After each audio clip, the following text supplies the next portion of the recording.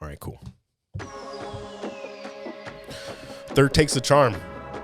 I mean, Always. first take. First take. First take, people.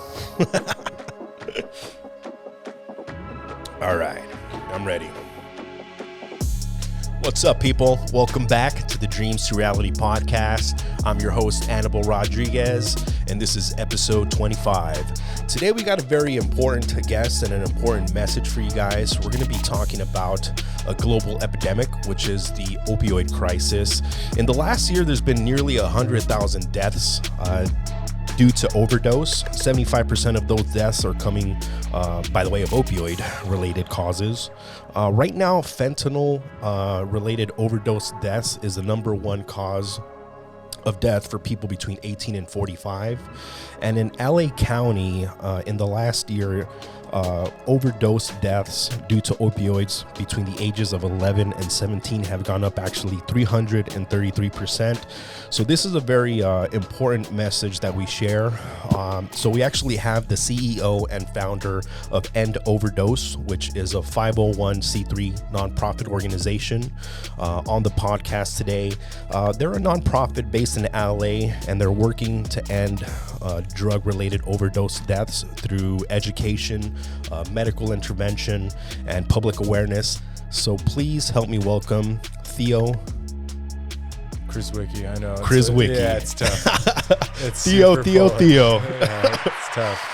Yeah, your name's a little tricky to say. It's all right. It's almost as bad as Annabelle. Yeah, well, you understand then. I understand the pain. Understand. When I was a little kid, be in class, and whenever there's a substitute teacher, I already knew, like, oh, they're gonna jack up my name, man. Yeah. And they'll get to my name, they'll be like, Annabelle Rodriguez. Oh, not Annabelle. And I'm like, fuck, I'm like Annabelle here. So I used to grow up hating the name Annabelle. Oh, really? Yeah. I used to copy science homework off of an Annabelle. She's a lawyer now. So oh, damn. Yeah, she's in law school. So that's awesome, man. Yeah, right person to copy off of. Yeah, the attorney. Yeah, the attorney. Don't copy off of me. Actually, I was pretty smart in school. That's good. Yeah. I was always like honor society. Oh, that's amazing. Honor roll, had all that. But then I got into metal. And metal music, that was the corrupting thing. Yeah, because I just became obsessed with playing the guitar. Oh, and just no more school. Well, I still graduated with honors, but I didn't really go into college or anything like just that. Said, I just want to play. I just wanted to be a rock star, bro. Cool. Maybe we should flip this interview around. I got Let's questions. Do it. Yeah. Interview me. I'm just kidding. But thank you, brother, for coming on the show today. I know you're a super busy man. We had to give you like 3 cups of coffee, just to get you going. Exhausted. I know, bro. Did you have to work? Because you're a firefighter as well, right? Yeah. Full time. Full time. Did you work today? No, fortunately. But you still work the nonprofit all? That's it, man, all day. Yeah, when I'm not doing firefighting, I do End Overdose full time. That's awesome, man. Did you get a workout in today? I did, hour and a half, small, tiny. Small? Yeah, small little workout? A strong one. Yeah, bro, you always look swole as hell, making me look Dude, tiny. I feel so decrepit. And really? Tired. Oh, yeah, man. Same here. I haven't been able to get like a really good pump in a while. It's just not there, man. Just need to eat more chicken breast. Maybe that's what it is. You know what's funny? I met you. Well, I didn't meet you. I saw you. Probably like, I don't know, must have been like 10 years ago or something. Because I used to work at 24 Hour Fitness. In Arcadia? In Arcadia. I was the sales manager there. Old times. I used to see you there all the time. I used to be there all the time. Yeah. Training to be a fireman. Yeah, bro. I remember I used to see you like you still look jacked as hell now, but back then you looked like a toy soldier. Dude, I was way more fit then. You were jacked as hell. Working out 3 times a day. I would take a 45-pound weight vest and do pull-ups. I remember seeing you wearing that pull-up vest. And then I would walk out of that gym and I would do 2 hours on the stairs in that stairwell with a face piece on. Yeah. And then I would go run around that park, and that was like one workout. And I would come from Latuna Canyon after running hills. Yeah. And rucking with a 100-pound weight vest. You're a freaking beast, bro. Not anymore. Now I'm tired. That's funny. Yeah, I remember seeing you. I was like, what does this guy do? I was like, what is he like? I thought you were like a soldier or something, to be honest. I thought you were like in the military. Oh, no. I was training for it. I mean, that's like how the fire department is. I mean, when it's time to work, it's time to work, and there's no stopping. Yeah, I bet, man. But I just looking at your physique back then, I knew you had a strong work ethic. You know, having a good physical fit body brings about respect, you know, from both men, women, from everybody, because it shows us someone that can discipline their mind and discipline their body. And then years later, you know, I met you actually at my work, because I work, you know, leasing out office space, and you're like, oh, I'm looking for some office space. Yeah. You know, I was like, oh, wow, what do you do? And you're like, oh, I have this nonprofit, you know, End Overdose. And I was like, oh, okay, that's cool. But I didn't really know much about what you did, to be honest. I didn't know what the nonprofit was. I showed you some office space. You loved it. You took space with us. And not until recently did I start, you know, really realizing what you were doing. And probably about, because I told you this podcast started about 6 months ago. Yeah. One of our early guests, his name's Tony Cortez. He's an MMA fighter. He came on and he talked about his journey and how he became a champion in MMA. And he was addicted to fentanyl. And a lot of his friends have died, you know, due to fentanyl. And then I started watching the news, and I just started hearing about, like, you know, the opioid crisis and people, you know, dying left and right from fentanyl. So I started to get kind of intrigued, and I started to do some research, like, what is this drug? I never even heard of it before. I mean, I knew what heroin was. I knew what painkillers were. You know, I know where opium comes from and opioids are. And, you know, I know there's a lot of different synthetic forms of it. And, but I never really knew what fentanyl was. But then I found out, like, oh, it's this really, really potent, you know, opioid synthetic drug that is pretty much in everything now, because it's cheap to make and it's really, really strong. And due to economics, you know, it's everywhere and people are dying left and right. You know, and then I saw, like, something on Instagram. I was like, oh, End Overdose. I think that's what Theo does. Yeah. And I connected two and two. I was like, holy hell, this guy has an interesting story to share. You know, so I wanted you to come on the podcast to kind of share your story of how you got started with this nonprofit, and hopefully, you know, educate people on what you do, and hopefully we can help save some lives, you know, and prevent people from going down that dark rabbit hole, you know. So what led you to, you know, starting this nonprofit? What was the cause of it? Big question. Yeah. Big question, folks at home.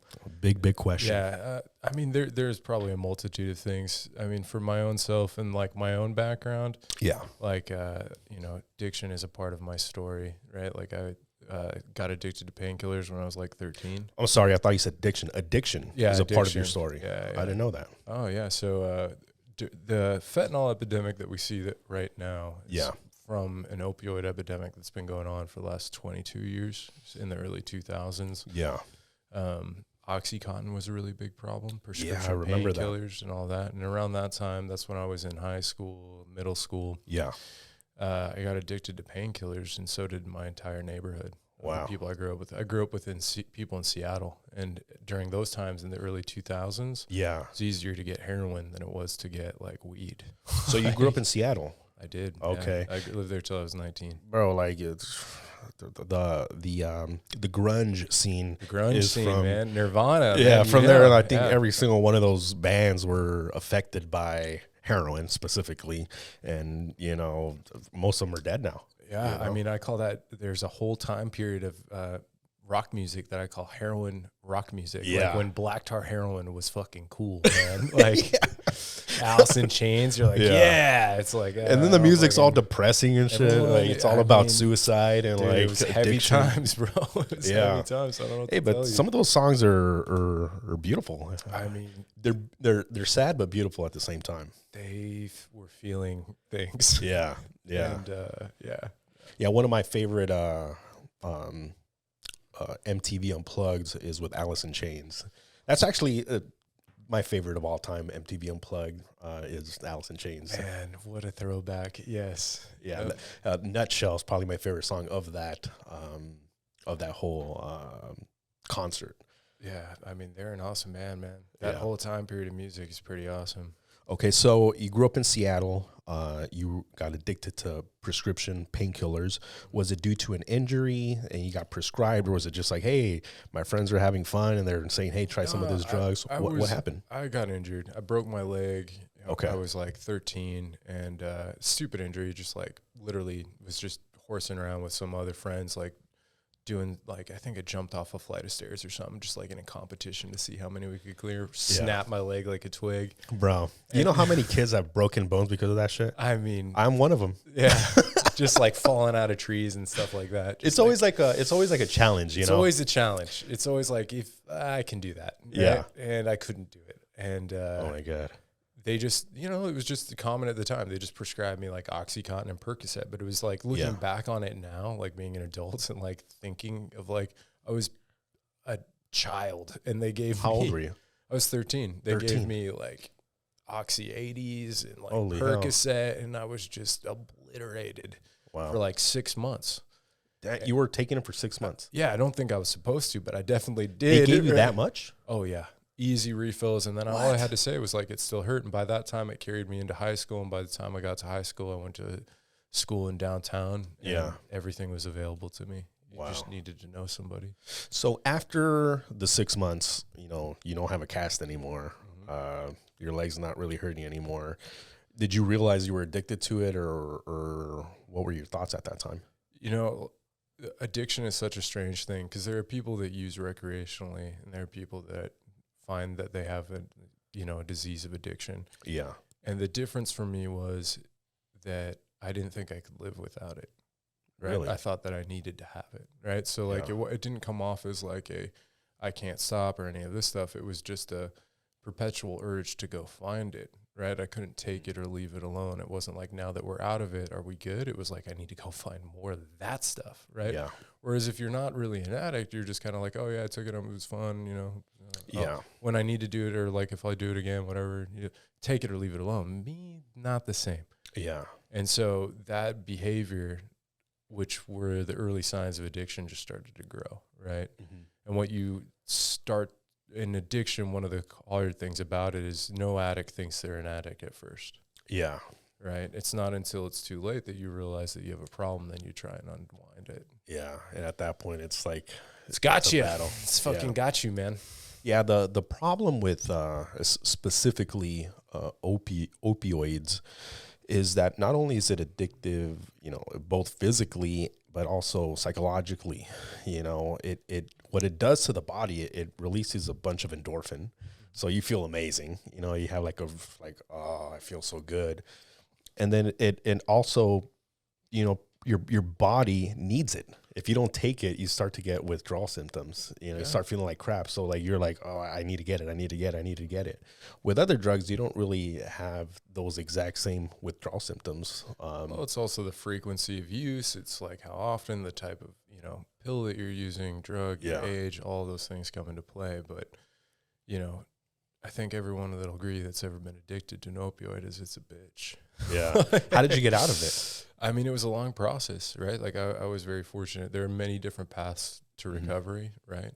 For some people it's through the courts. For some people it's through law. Some people have like an event that changes their life. Yeah. Or they do some type of like moderation or abstinence. For me, I just kind of lost everything, right? Like my family wasn't a part of my life anymore. I'd gone to rehabs multiple times. So it was a long addiction then? I mean, it was from when I was 13 to 19. So I got sober young, but I started relatively early. Right? Wow. So pretty much all of your teen years, you were that was it, man. Addicted to. Which was an interesting time.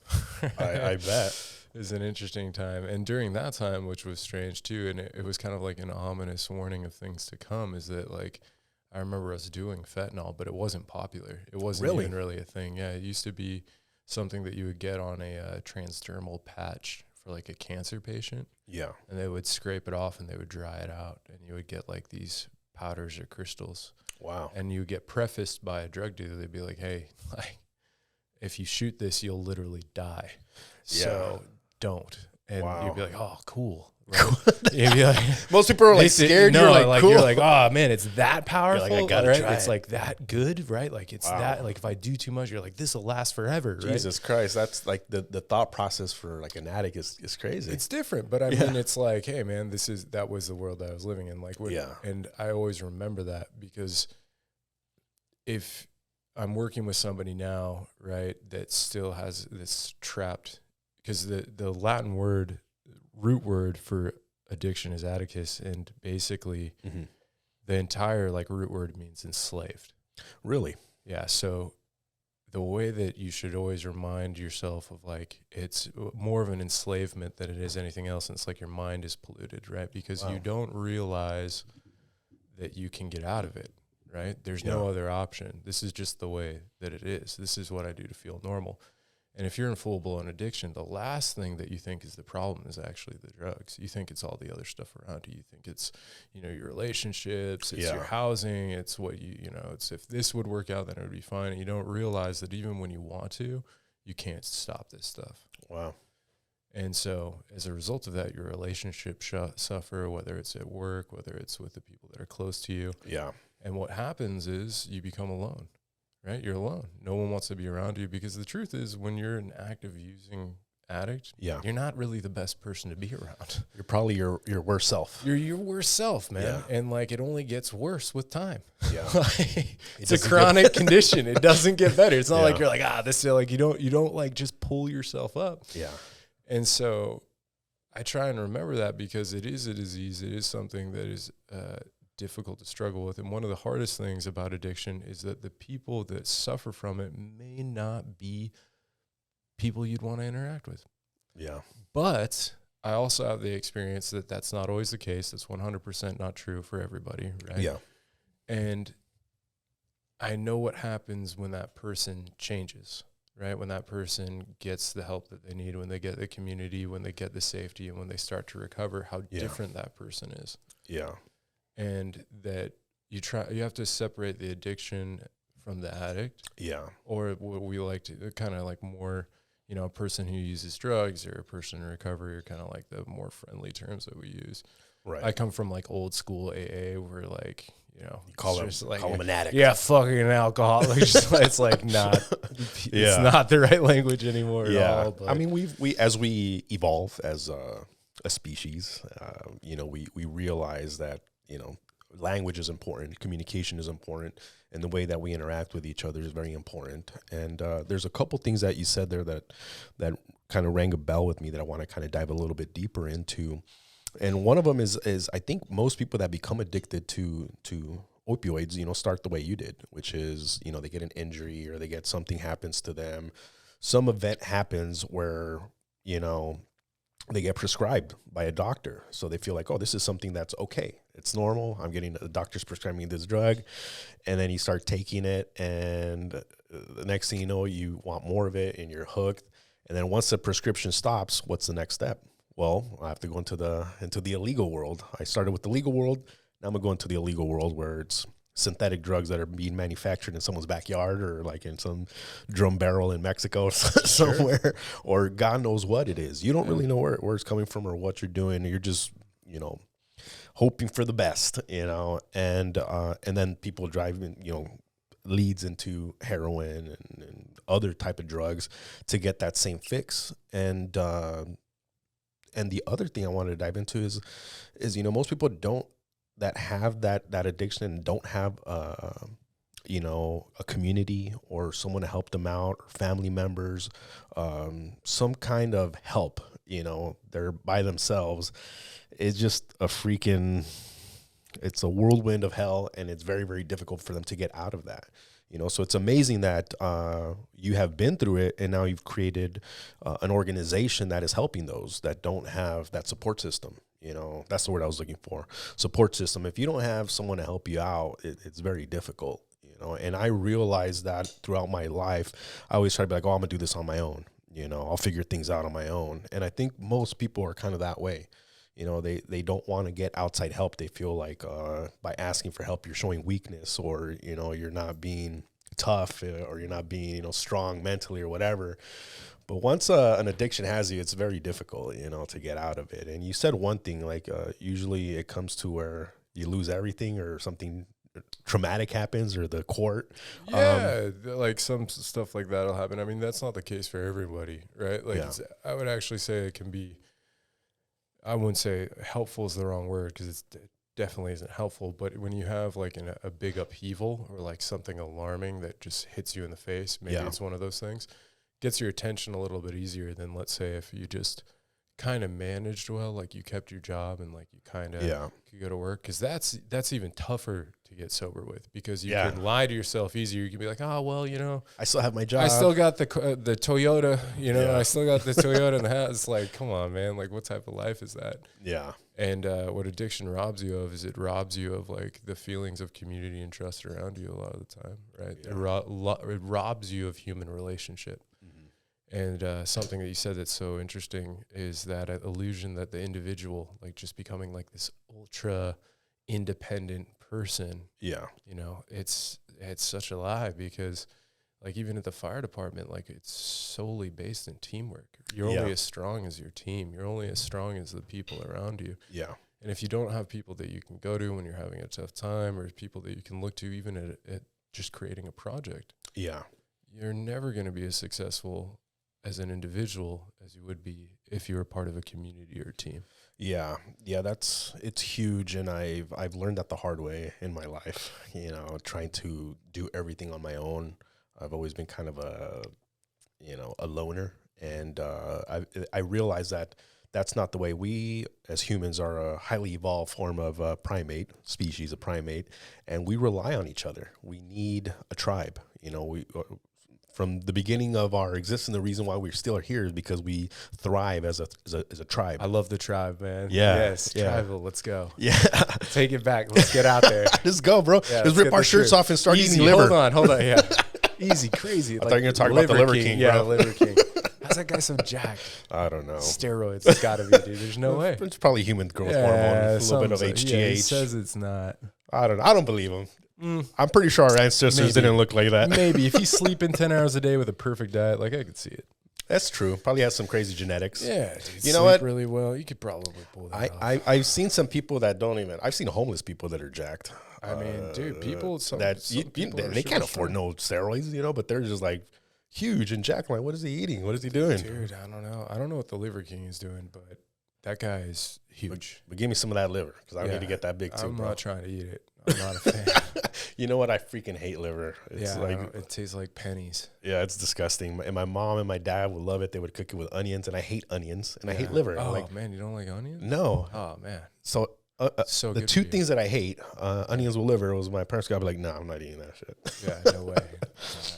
So once you got clean at 19, you know, how did that lead to you becoming a firefighter and starting the nonprofit? Yeah, I mean, it was definitely a weird time.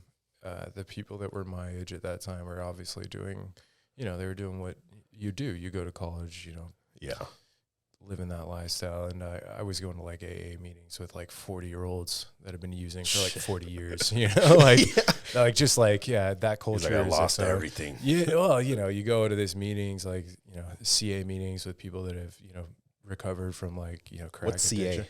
So there's like HA, which is Heroin Anonymous, AA. And CA is like Cocaine Anonymous. Cocaine Anonymous is super fun. Really? Oh, yeah. Because anything go like the coke addicts have some crazy stories or what? I mean, it's just like, like you probably went to you had a low bottom. We call them low bottom like addicts or alcoholics. Yeah. And this person's now in recovery. They've seen it all, right? So like you can feel very safe in that room. Like if you share something that you're afraid of. Yeah, they're like, oh yeah. Yeah. I've like, for sure. About Thursday? Oh yeah.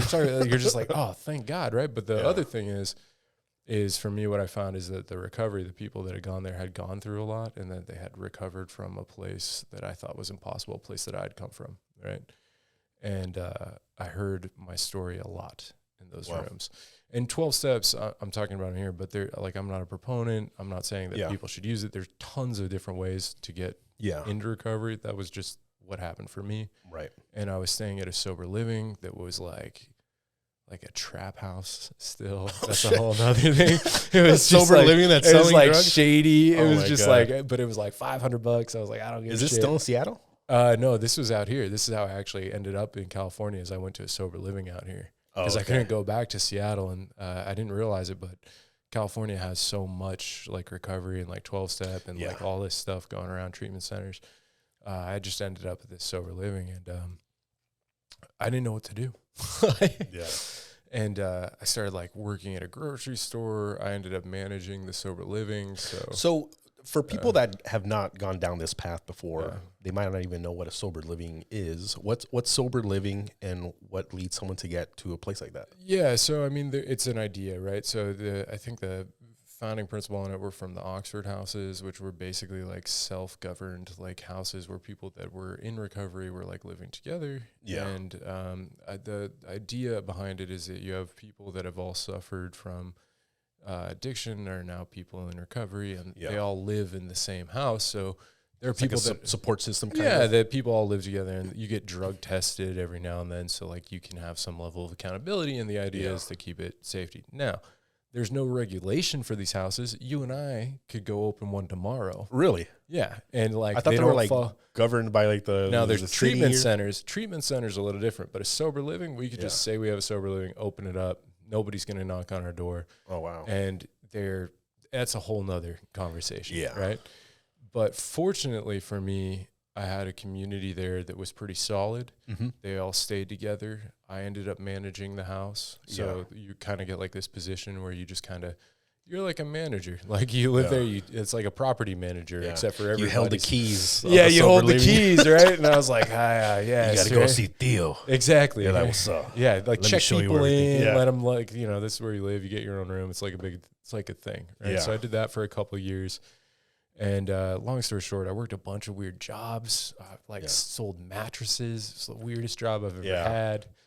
And what are some of the other jobs you had? So Man, I sold mattresses. I was this is the hardest job I've ever had. I was a security guard at the Ritz-Carlton Marriott. And I had That's a hard job?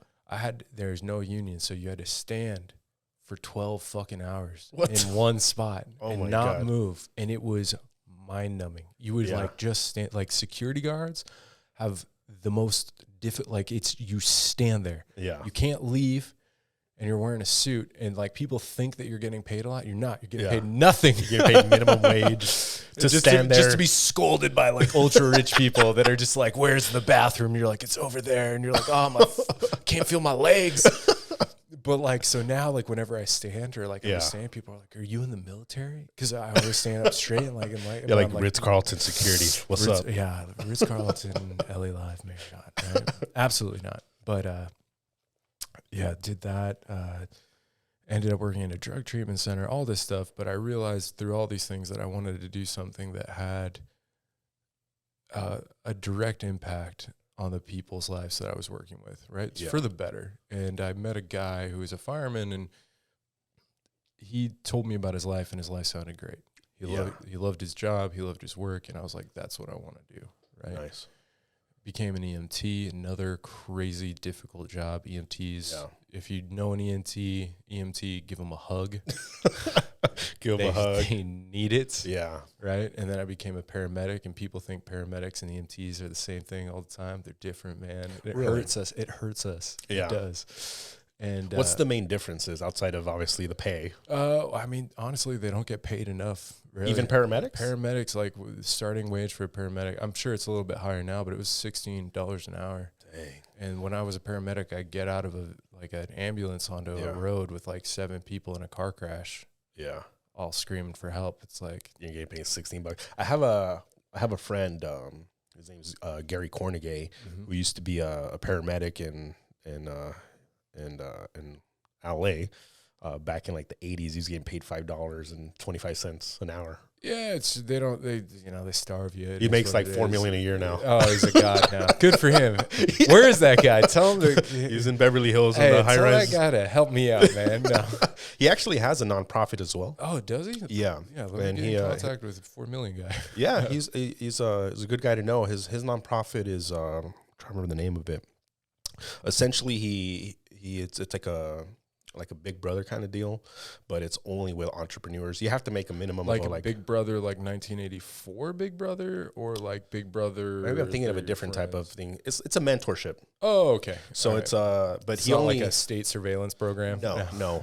So the people that are part of it have to go through they have to qualify, you know, and it can't be just any person, and they have to make, I think it's over like 100,000 a year. Wow. They have to have a business. They have to, spicy. yeah. So, and then they go into like the inner cities, and, you know, the kids that don't have pretty much any mentorship, they are mentored by these business owners, entrepreneurs, and so forth. So, yeah. Sounds like it could be good.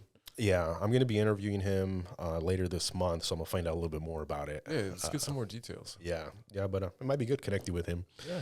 Yeah, so, so paramedics make a little bit more than EMTs. What are the other main differences? I mean, the biggest thing is like what you do, right? The best way I would describe it is like the EMT is like I don't want to say assistant, but they're like the technician to the paramedic. So they set up their supplies, they get them all there. Paramedic is, instead of it like a certification, it's a license. You register with the state, you register with this like country, you get put into a database. Yeah.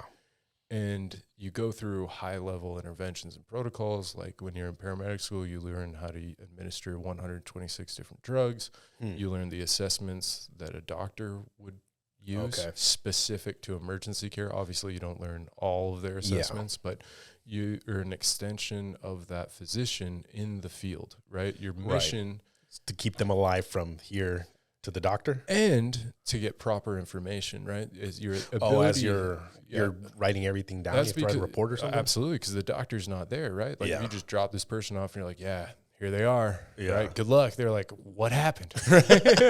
So you're basically like, you know, you're getting your whole assessment. You're trying to identify as much information that would be vital. Yeah. Like if they had a sudden onset of some type of like ailment, that's very important information. Yeah. And things specific to that field. But it's so that they can make proper determinations and cares that will save your life, especially in instances of stroke, heart attack, or anything along those lines. Okay. So like you read, as a paramedic, you learn how to read EKGs.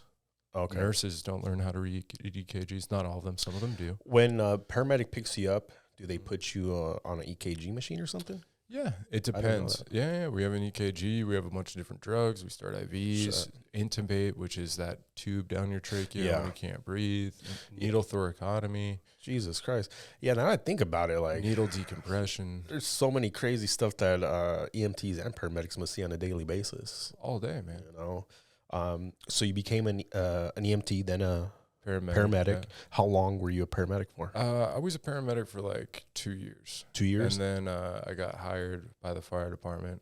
Is it a requirement to be an EMT and paramedic? No, but it definitely helps. Okay, because every firefighter that I met kind of goes down that same path. They become an EMT, then a paramedic, and then they become a firefighter. It's kind of the track. Firefighting is so much different than paramedic work. Like it's not like a paramedic would know how to be a firefighter. Totally different. Yeah. But it's something that you respond to a lot of emergency calls. It's a good adjunct to have with you. Yeah. Because you do both. For example, at one moment you'll be, you know, treating a person on the sidewalk, and then the next moment you'll be doing something that's related to the fire department, like a metro rail incident where the train has gone off the tracks, or literally a fire. Holy shit.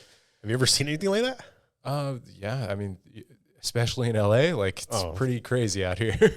Mostly hobos stabbing people. No, I mean it's everything, man. It's an all response department. Yeah, man. That's right. You're in LA, huh? Yeah, everything. You get called. Anybody calls for any problem, that's what you go to, right? We have a library on different stuff, on how to pick elevators, on how to, you know, the entirety of the metro rail, how to deal with like power emergencies, different things like that.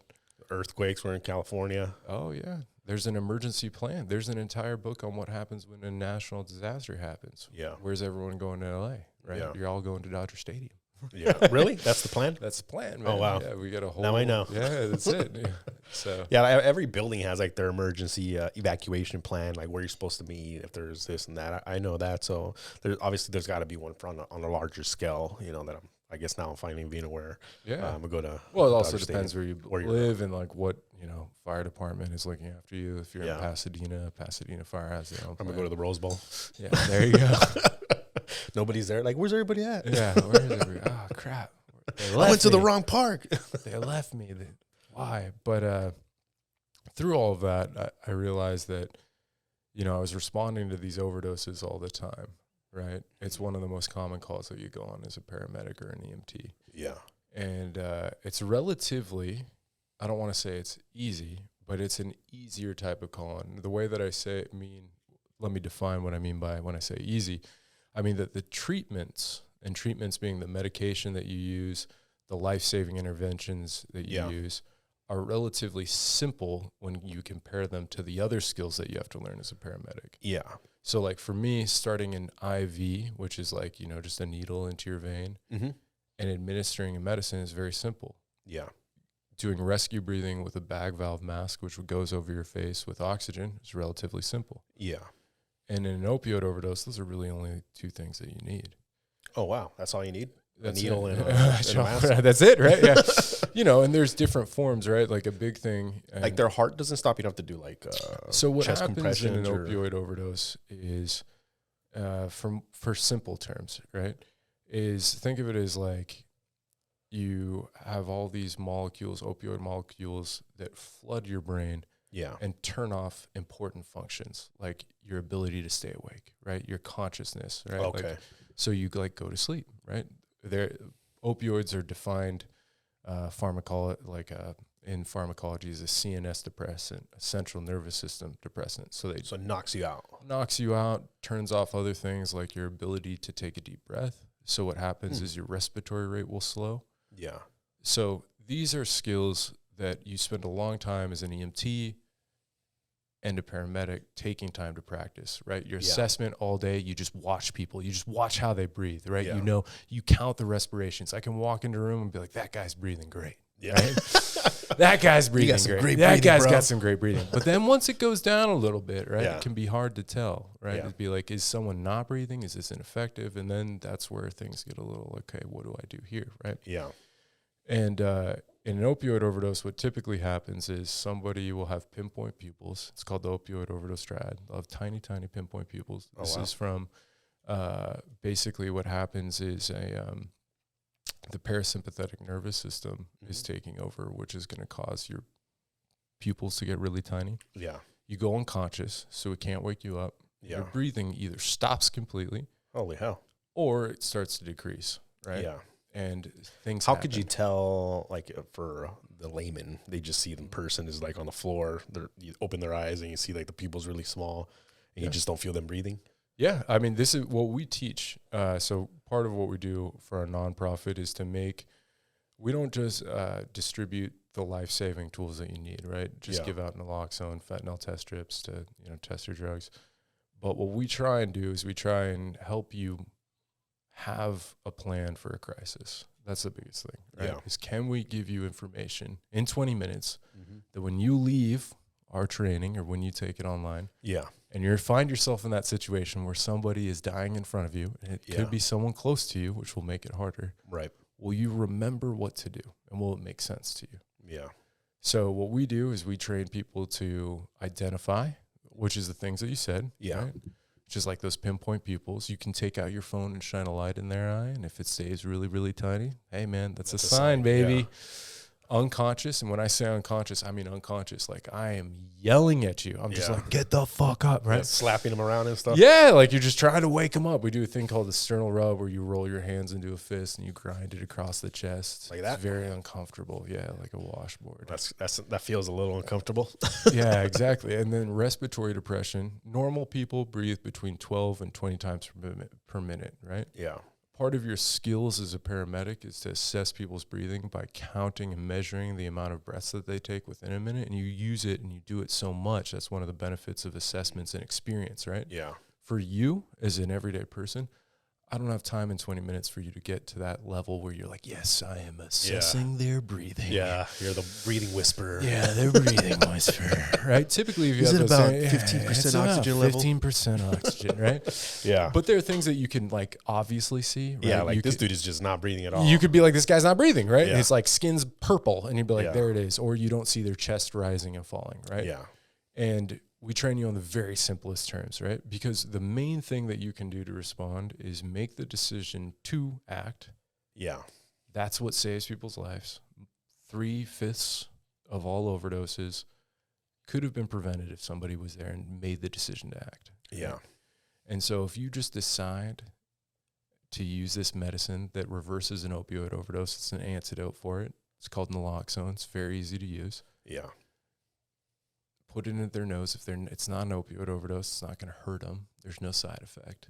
So it's better safe than sorry. Better safe than sorry, right? And like, it's really easy for like the everyday person. Like, there's different ways to give it. They're not how you, as a paramedic, I would give it, but they're ways that are made easy for everyday people. Yeah. Now I have a question about that. Yeah. If they're not breathing, how does the nose work? Great question. So you have these things called mucous membranes, right? Yeah. Same way if you snorted a line of cocaine, or any other intranasal drug, right? And mucous membranes, have you ever heard of a capillary membrane before? Yes, I know there's like little tiny blood vessels, right? Tiny blood vessels. So a capillary membrane is where a vein and an artery meet. Long story short, that's how we diffuse oxygen across blood cells. It's where, doesn't matter. Yeah. Basically, an artery and a vein meet. They have these tiny little like vasculature called capillary membranes. When you squirt that medicine into the nose, it actually gets absorbed through the tissue into the blood. Then it goes into blood. So you don't have to be breathing for that to work. It gets absorbed. That makes sense. I was like, how the hell are they going to breathe? How the fuck does that work? Right? Common question. Yeah. Right? Okay.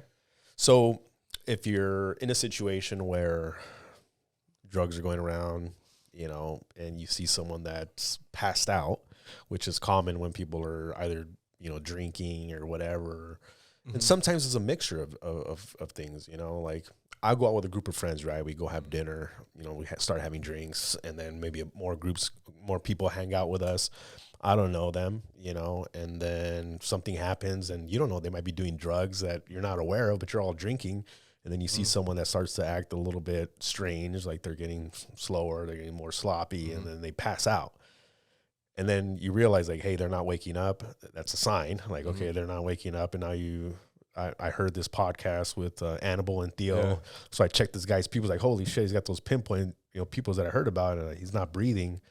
And you make a decision, like, I want to save this person's life. They might be dying. You know, obviously everybody's first thing is like, let's call the 911. Let's get paramedics out here. Let's get the EMTs out here. Let's get the firefighter department out here, whoever we got to get out here. What is the time frame between, someone that is overdosed and dead? Is there a time frame? It's hard to say because you don't know where that person's at in that process. Yeah. Right? Because if a person is not breathing at all, you have minutes, right? But typically the person's just not breathing well. Okay, I see what you're saying. Right? So that's a distinguishing factor that you as just an everyday person may not be able to make. That's why it's so critical that you act now, right? Right. Because very well, if the person's still not breathing well, it can affect everything in your body. Right? Yeah. I mean, even if they wake up, they could have like some kind of brain damage. Exactly. So the moment that you suspect it, you act and you make those decisions. Rescue breathing, something that we train people to do. Yeah. It's one breath every 5 seconds. If that's the only thing that you're able to do, that makes a huge difference because that person essentially just needs oxygen. Where can you get what is it, naloxone? Yeah, so there's 3 different forms that we give out. We give out they're all naloxone. But you'll have heard different names for them. Okay. You'll have heard Narcan, which everyone's I've heard familiar. Narcan before. You may have heard of Krzywicki. Never heard of that. Okay. Well, have you heard of, and you've heard of naloxone, which we've been talking about just now, right? Yeah. But the one you're familiar with is Krzywicki. Or excuse me, Narcan. Narcan I had heard before.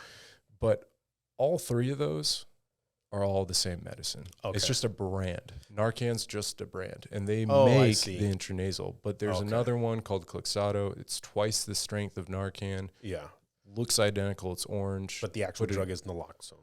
They're all naloxone. It's just the amount that's in there. Okay. And you can squirt it through the nose. Or the other one, you can give it through an injection in the muscle. You just stab them.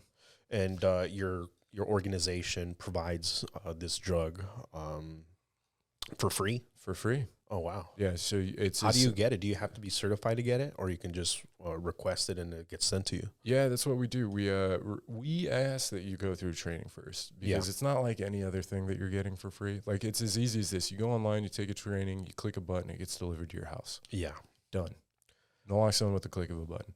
All right. So I want to do a public announcement for you guys watching. Make sure do they just go on your website? Yep. All right. So make sure you guys go on endoverdose.net.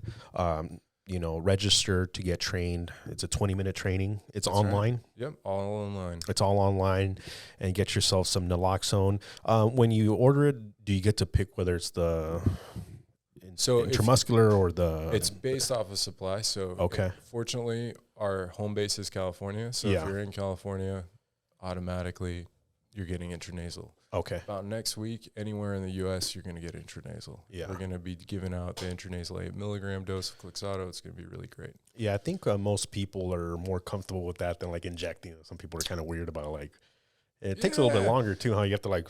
I mean, not really. It's just an illusion, right? The thing is, a lot of your fear has been amplified by brands warring over this, right? Because at the end of the day, for like a harm reduction agency like us, if we have to buy the medicine, intramuscular is only $1. Yeah. And a couple doses of intramuscular will save someone's life, but you have to use a needle. But if I want to buy an intranasal dose, if I want to buy Narcan, it's going to cost me $75 a box. Oh, shit. So it's a lot more. So if I was a company, I would have a far bigger incentive to tell you, needles are scary, man.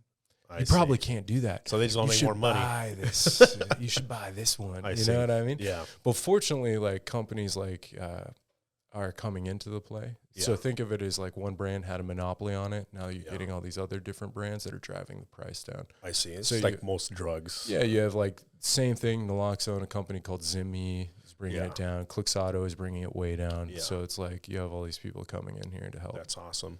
Well, make sure you guys go on the website, take a look at endoverdose.net, take the course. I know I'm going to take it. I'll register.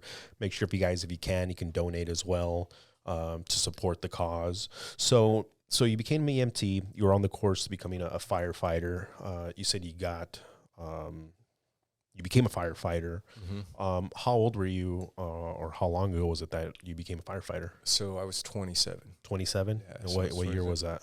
That was 2019. 2018. So you started the nonprofit before you became a firefighter? I started the nonprofit in 2018, but we actually we weren't doing too much to what we are doing now. Okay. It was mostly, I just formed it.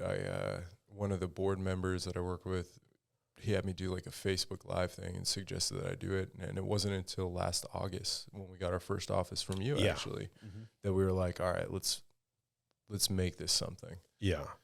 So is it just you and a partner, or what is the team of End Overdose? Yeah, it's actually a huge team. We have over 77 volunteers. Wow. First off, that just do a ton of work, and they're amazing. Shout out to all the volunteers. Dude, holy shit. Like, it's really a community effort. I'm a small portion of it, right? Yeah. For example, like we have a public health nurse named Debbie Nadler does a lot of our advisory things, at least anything related to, government or public health at the local level. Yeah. Gianna Yu is our external operations manager, and she does an amazing job. She manages I think we have like 15 college groups right now. Yeah, I saw that. The college groups, they're like their own autonomous super soldiers, right? Yeah. Basically, each one has a president, like UCLA, Maddie Ward, Annick Zem of UCI, Luke, Diego, UCR. Like, there's so many people that make that part possible. Yeah. That's just one section of it, right? Yeah. And they're in all over the country, right? Yeah. And then our operations manager, Anthony Banuelos, he's amazing. He does all of, like, if you ever get a package naloxone kit, he's the guy making sure that happens. Yeah. He does all of our in-person trainings. We're adding Darcy Machero, who's our events coordinator. So she's like our liaison to different types of events and all those types of outings. There's a lot of people. Yeah. And growing too. Yeah, that's right. Yeah, that's awesome, man. So what's the long-term goal or your vision for End Overdose? Yeah, I mean, I want every single American in the U.S. to take our training, and I want everybody that wants it or needs it can have access to free medicine. Yeah. And fentanyl test strips, which could prevent an overdose from happening in the first place. They're still new. They're not the best, but they're very, very useful. But from there is to basically make it,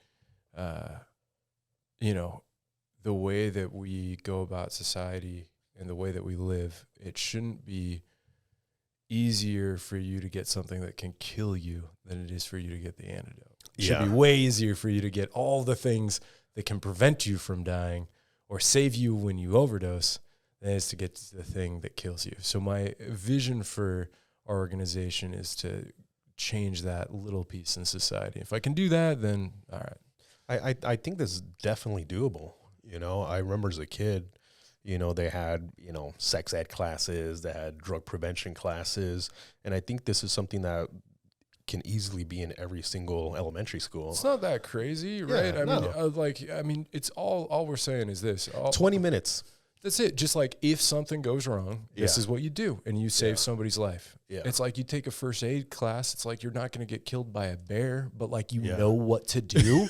Like have you ever thought about that stuff? Like all those weird things. Like you're never going to run into a cougar, but like you know what to do if a cougar comes. Yeah. Like, shouldn't you know, like this thing that if you go out and use and your friends use, like that could save everybody's life? And right now, I think it's so important because of fentanyl, you know, because of the fentanyl epidemic, and it's causing so many deaths because people don't know how much they're taking. They don't know what they're taking. And most people that are doing drugs, you know, illegal drugs, they're all tainted, you know, they're all tainted with fentanyl, and what they normally take, you know, maybe they take a little bit more and now they're dead, you know, and it's crazy. You see, you know, it affects everybody. It doesn't matter where you're from, if you're rich, if you're poor, you know, if you take fancy drugs, you take this type of drug, that type of drug, it can affect anyone, you know, and some people might just do it the first time they ever take any drug, they're dead, you know, and if they have that training, 20 minutes of training and, you know, like you said, the antidote, you know, which is something that can be readily available. If obviously your organization grows and people become more aware and they become more educated, it can save so many lives. And I think it is a really good cause that you're doing. And I think it's definitely going to help a lot of lives. And I don't, like you said, I don't want to get attacked by a cougar. I don't want to get attacked by a bear. And I don't want to come across where someone's dying in front of me because of an overdose. But guess what? If it happens, which is probably more likelihood to see someone die of an overdose than get attacked by a bear, I'll be prepared at that point, you know. So I really want to thank you for coming up with the concept and pursuing it, you know, because a lot of times people have these ideas. I want to do this. I want to do that. You know, I have a passion for this. I have a passion for that. But then they're afraid of pursuing those goals, you know. So the podcast is geared towards anyone that has a lofty goal, a passion that they want to pursue. And sometimes they just need guidance, or they need some belief in themselves, you know, or they need some outside push, a mentor. We talk a lot about mentorship on this program because it's I see it over and over again. You know, like in your case, you had that guy that talked to you about his lifestyle as a firefighter, and it affected you in a positive way. And now here you are, you know. So in a way, he was a mentor to you, and I'm sure there's been other people in your life that came across at the right time with the right message, and it affected you in a positive way. And through communication and conversations, how that happens, you know, through community, through connection, through information. Without it, we're left alone to our own devices. And from experience, when we do that, you know, the idle hand is the devil's plaything. And I've always realized that myself too. When I start to disconnect myself from people that are doing positive things, I start to connect to the wrong things. And that leads down a bad, you know, a bad road. And it can happen to anyone. Doesn't matter, you know. Like when I saw you, I always thought, like, man, I would have never assumed that you were addicted to anything. You know, I thought this dude's like freaking made out of steel. And you know, but it's one of those things that anybody could be affected. You know, so is there any other message that you want to give to someone that is maybe right now dealing with addiction, to help them out? You know, because addiction comes in many ways. It might not just be fentanyl or pills. It could be a lot of different things. They could be alcoholics. They can be addicted to pornography. They could be addicted to being lazy as shit, not doing anything. You know, they could be addicted to depression. You know, emotions are an addiction. You know, sometimes you're addicted in a relationship that's toxic, and it's, you know, you're addicted to that person, but you know it's bad for you. You should probably get out. before it ends horribly, what message would you give to someone? I think, there's so many things that you want to tell that person, right? But I think the biggest thing for me, based off of my own history, has just been like, don't stop asking for help. Don't get to even when that place when you just feel like you can't, or that, no one's coming, or you're scared to, is to still ask despite that, right? And then to the people that aren't suffering from that, is to just, even if you're reeling from somebody in your life that has been afflicted with addiction, is to just listen, right? And offer the best help that you can at the time, because people need a lot of chances. They need more than one. Yeah. The change doesn't typically happen linear. It's not like, I made the decision, I'm gonna quit, and then boom, it happens. It's nah, man. People aren't like that. It's not. It's not really human. We are flawed creatures. No one's perfect, but I do believe that we all have redeeming factors, and we can all find redemption, and we can all create a positive life for ourselves, and we can become the best version of ourselves. Like we said, when you're addicted and you're on drugs, and you're probably your worst self. And I've been my worst self at times, and it's not a good thing. You look at your demons in the eyes, and you're like, holy shit, they're pretty big. But we all have the ability to find redemption and do good, And I'm not a religious person, but I'm spiritual, and I do believe there's a balance between good and bad. And it's within all of us to choose, whether you want to do the right things or the wrong things. And, everything has a reaction. Whatever you take is gonna have a reaction, whether it's the food you eat, the things you read, the things you watch, the people you talk to, whatever you surround yourself with, it affects you, and as long as you're aware of that, you can little by little start to change your life in a positive way. And that's part of the reason why I do this podcast, is to align myself, with people that are going down a positive track, so that I can go down that same path, because I could easily right now be at a bar, not doing anything positive. I could be out there doing something not productive, counterproductive. And I know what that leads to, which is nothing good, So if an hour out of my day in the week I spend it with someone that's doing something positive, I can listen to them, learn from their life experience, apply it into my life, and potentially impact other people. Now, with you, it's a little different, because it's literally life or death. With most of my guests, it's just wisdom that can help people, kind of live a better life. But in this case, it's an actual practical thing that can potentially save the life of someone. And everyone matters. Life is important. That person that is dying of an overdose that you have no idea who they are, they're someone's kid. They might have kids themselves, their father, a mother, a friend. They have people that are going to be impacted by their loss, and you as yourself, as Annabelle, as Theo, there are people in your life that are impacted by you being here, your employees, your family, your friends, people that you might not even know that look up to you, and they look at you as an inspiration, and you being here matters, and the message that I would give to people that are in, going through addiction as well, it's piggyback on what you said, man, is there's people out there that have been through what you've been through, and they can help you. And there's information out there that can help you get through whatever you're going through. Sometimes when you're in the mess, you feel alone. You feel like there's nobody's lived through what I lived through, No one's gone through what I've gone through. Like, that's not true. There's probably someone that's going through something worse, As long as you're still here and you're able to reach out for help, do it, again, I want to make sure that everybody that's watching, go to endoverdose.net. Where else can we find you outside of the website? Oh, man, there's tons of places to find us. I know you're a TikTok superstar nowadays. Not me, man. Not me. You're doing the TikTok dances? It's all our girl, Cami Payton, man. She's going to kill me because I always butcher her last name. It's Betten. I butchered your last name, bro, on the intro. I mean, it's just, we're on TikTok. I call it Tim Tam. Tim Tam, man. We're on that. at End Overdose, End.overdose, or on Instagram, End.overdose, and YouTube, just End Overdose. End Overdose. We're on all the socials. I think we have a Twitter. We don't use it, so I've heard it's kind of like reckless over there right now, but it's all good. Awesome, man. Well, I want to thank you again for coming on the podcast.